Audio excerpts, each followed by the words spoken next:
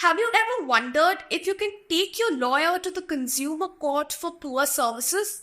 Well, the Supreme Court, in a verdict delivered on May 14th, addressed this exact concern and responded in the negative. A bench of Justices Bela M. Trivedi and Pankaj Mittal observed that the service rendered by a lawyer constitutes a contract of personal service and is thus excluded from the ambit of service as defined under Section 2, subsection 42 of the Consumer Protection Act.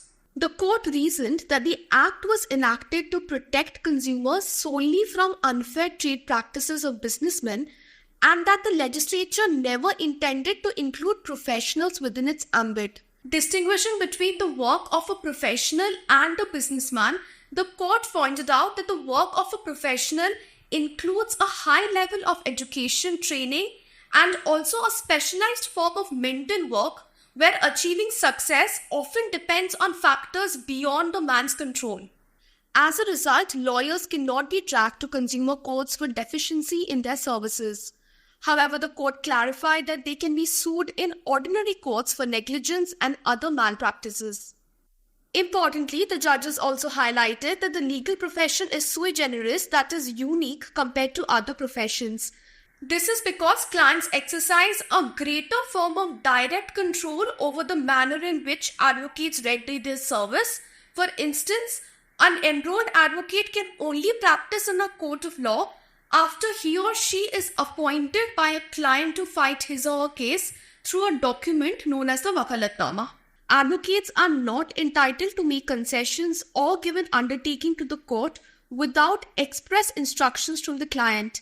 It is the solemn duty of an advocate not to transgress the authority conferred on him by his client, the court asserted in the verdict.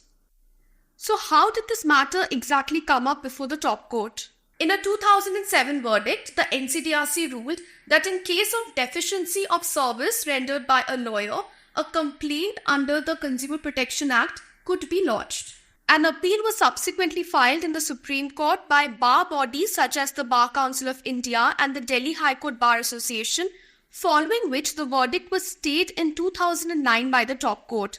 Tuesday's ruling was delivered on this particular batch of appeals. Notably, there is also a possibility that doctors can be afforded the same relief following this verdict. The court on Tuesday also underscored that its 1995 judgment in the case of Indian Medical Association versus VP Shanta, which brought medical professionals under the ambit of the Consumer Protection Act, would require a reconsideration by a larger bench. This ruling is bound to have a significant impact on the extent of liability of legal professionals in cases of professional misconduct. Thank you for watching. Please subscribe to The Hindu for more such videos.